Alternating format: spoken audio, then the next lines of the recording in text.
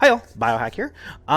Today is day 80 on the free-to-play Mystery Shard only account. Sorry, day 82.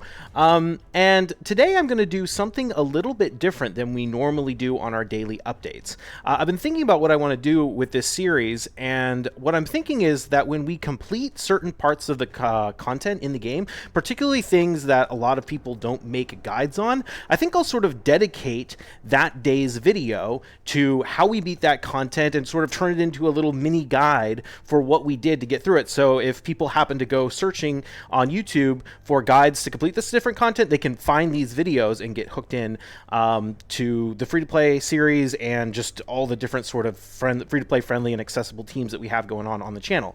So if you're one of those people, welcome. Please subscribe.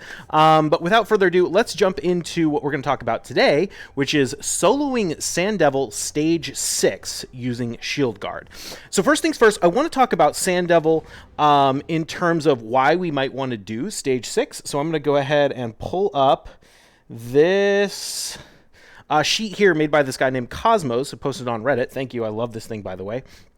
And what this sheet breaks down is how many oils you get for spending 10,000 energy at different stages of the boss. And what I want to point out over here is we're looking at what are the most efficient stages to farm for the low level oils. Now, believe it or not, even as a very, very end game player, you actually spend a ton of time farming these low level Sand Devil spots because you actually care more about getting the low level oil so that you can just ascend stuff and see if it has a good ascension or not, and then just throw it away if it's not good, than you do farming like the high end stuff where you need like the top tier oils, because you, like I said, you end up needing way more lesser oil just to check ascensions on things you need on the other stuff. So moral of this chart here is that farming stage 7 is probably the best. Unfortunately, none of the champions on my account can farm stage 7, but after rebuilding Shield Guard last night, I can now solo stage 6.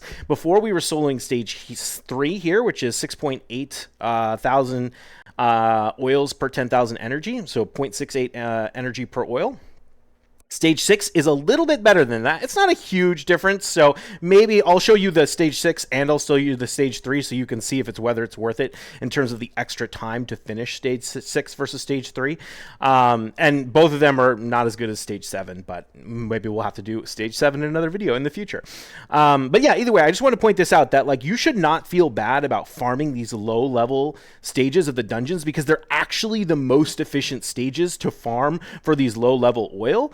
And even on endgame accounts, you're going to spend a lot of time farming stage 6 or stage 7, really, stage 7 Sand Devil just to get lots of oil. So don't feel bad about if that's as far as you can get, because that's not a bad place to farm at all. Absolutely worth doing. Okay, so that being said, that's why we want to farm at stage 7. Let's jump back over into Raid and let's talk about how we're going to do it. So, as you probably know if you've been following the free-to-play series, Shield Guard was my first level 60 champion, and he is an absolute monster for soloing content in this game. So I rebuilt him yesterday, which is why we've now been able to do this, and I changed his build up quite a bit. First off, I'll show you some of the things that we got. We did end up rolling up this shield, which I picked up in the campaign. This thing, or from the clan boss, this thing is amazing. I mean, you might not have something as good as this on your account because this is an endgame piece with the defense, speed, crit rate, and HP. This is a really good piece for like a defense-based solo champion like Shield Guard. Because it was in the Immortal set, I also had this shield, or this helmet, which has pretty good rolls as well. Speed, double defense rolls, crit rate. So we picked that up, and then in order to get him in lifesteal, which is necessary to make this build work, I had to swap out some of his lifesteal pieces, so we've got him in this weapon here, which is decent. We've got him in this campaign farmed glove. It is a 6-star. It's crit rate. The substats aren't great. It does have a defense roll, which is nice, and an HP roll, which is nice, but, you know, obviously this is campaign gear, so it's nothing amazing. Chest is the same chest we had him in before, which is also campaign gear. It's got 1 speed roll, and the accuracy roll is kind of nice as well, because he does have a decreased speed on his A1, which is pretty nice. I also rolled up his boots here. And so we've got him in a defense boot with a double crit damage roll and speed and accuracy. I didn't know it was going to roll this before I leveled it up, and I was so happy when I hit level 12 and got accuracy, and then I hit level 16 and got speed. That was beautiful. So this is a pretty solid piece that we picked up. So yeah, so what? Oh, and then we've got him in full revenge accessories. So we've got him in a defense ring with a double roll defense. We've got him in a crit damage amulet and another defense amulet here. And so that is what he is rocking. If we look at the total stats, we've got him at about 33,000 health, about almost 4,300 defense, and 152 speed. That's important. Oh, let me hide my camera so you can see the rest of it real quick. 152 speed, crit rate at 102, crit damage at 144, and accuracy at 144 as well. Ultimately, what I want him to be able to do is solo the Nightmare campaign boss of Palace of Aravia, so I can start picking up that double speed gear, or double roll blue speed gear here. He is so close to doing it, but he's not quite there yet. So the way we're going to get him there is by ascending some more of his gear. So let's go ahead and I'll show you the run, and then we'll talk about sort of what we've been working on in terms of the free-to-play account recently in the last 24 hours. So you can bring in food. You will want to bring in food. Oh, I didn't show you his masteries. Let me show you his masteries real quick, just so that you know. They look like this. We do have some masteries that benefit from allies dying. So which one here? Oh no, it's enemies killed. Do I actually have any masteries that benefit from allies dying? Yes, here we go. Damage increases by 5% each dead ally, stacks up to 10%. So we did have that one. I think that's actually pretty much it. So yeah, that's the main build I use for him for all the different content. And let's go ahead and throw him into Sand Devil Stage 6. We're going to let him run here. And this run isn't super fast, but it does get the job done. So the Sand Devil's going to one-shot everything on turn 1. And honestly, because of the Sand Devil's mechanics where he wakes up from the sleep the more you hit him, it's honestly oftentimes easier to do him or to like kill this boss with very few champions, like either 1 or 2. The nice thing about Stage 6 is he is strong affinity. So this does not work on Stage 7. I would love if it would work on Stage 7, but unfortunately Stage 7 is a spirit affinity, and it's really important to be strong affinity when fighting Sand Devil. Because every time he weak hits, it means you will not get your max HP destroyed by that attack. So that is that's really useful for fighting this boss. So here we go. You can see one of the main strengths of Shield Guard is that he cleanses off those debuffs after every turn, which helps keep him rotating and avoiding that decreased speed and stuff like that. But yeah, I mean, he does the job really well. Every time the Sand Devil goes to sleep, he will nuke it, and then it's sleeping for 2 turns. You'll see he's recovering his max HP thanks to the lifesteal set. So these runs aren't super quick, but they aren't that long either. We're about halfway done.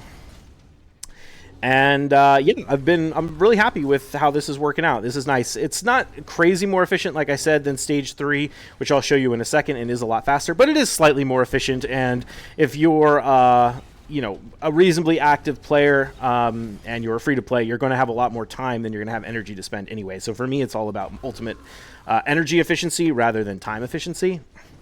But you can see this still isn't bad. It's going to be about a 3-minute run when we've done it in the past. I haven't run an insane amount of these. I've run probably like maybe half a dozen so far. I haven't failed yet. So if you are failing for whatever reason, I think the easiest way to help avoid that would probably be to boost up his max HP a little bit higher. And his damage stats are going to actually help him survive better too, because the more damage he does, the more life steals he gets, and the more he recovers his max HP. But honestly, this boss, like you can see, he's not necessarily taking huge damage from War Master. Like the main hits are doing significantly more damage than the War Master is, which is nice because that means it's less susceptible to bad RNG when you don't get the War Master procs. It really is about the primary damage that he is dealing. So here we go. Oh wow, this is a quick run. Actually, this is quicker than the ones we've done before. But we got it done in 2 minutes and 40 seconds, and there we go. We get 2,000 EXP for all of our champs. And we get some of the oils that we need. So really happy about that. I will show you Stage 3 as well. And this one's probably going to be really quick, especially in the new build. I actually haven't run this since the new build. I used to do it with the old build. But yeah, look at that. He is just chunking them down. So a lot of people think that Sand Devil is endgame content, and I think that is a huge mistake. I think pretty much everyone, even like very early on in the game, should be farming Sand Devil to start unlocking at least like the first 2 levels of your Ascension in some of your gear. It can make a huge difference. I mean, you get, what, like 400 HP for a level 2 Ascension? If you put that on all of your pieces, and that's like a flat stat, right? That's not even a good one. You put that on all of your pieces, and you're getting like an extra several thousand HP. It would be the equivalent of like a 16% HP rolls on a piece of gear that you wouldn't otherwise be able to get. And that's just for farming, you know, easy stuff like stage 3 here, which Sand Devil can do solo and level up food at the same time. So it's absolutely worth doing, even for new players, to at least get some of the early Ascension levels going on. So I'm hoping that as I ascend his gear right now, I'm going to be able to get him to the point where he has enough HP to do that Nightmare campaign. But yeah, you can see, there we go. I'm a couple minutes and we're farming it pretty easily on with Shield Guard. So big fan of this. That's pretty much going to be it for the Sand Devil portion of this. Like I said, if you like this kind of content, subscribe to the channel. And I never tell people to subscribe in the free-to-play series, but I probably should. So yeah, if you aren't subscribed, hit that button. Now I'm going to jump into a little bit of the update stuff. So if you're just here for the Sand Devil stuff, you don't need to watch this. But basically what we've been working on is a few different things that I wanted to show you. Let's check our Altar of Souls. We're still looking for an Arbiter Soul. No Arbiter Soul. Any Clan Boss? No. Okay, none of the Clan Boss Souls that we're that interested in. I have a 3v3 tournament going on. I kind of messed up and used a bunch of my 3v3 tokens before the tournament started because I wasn't paying attention.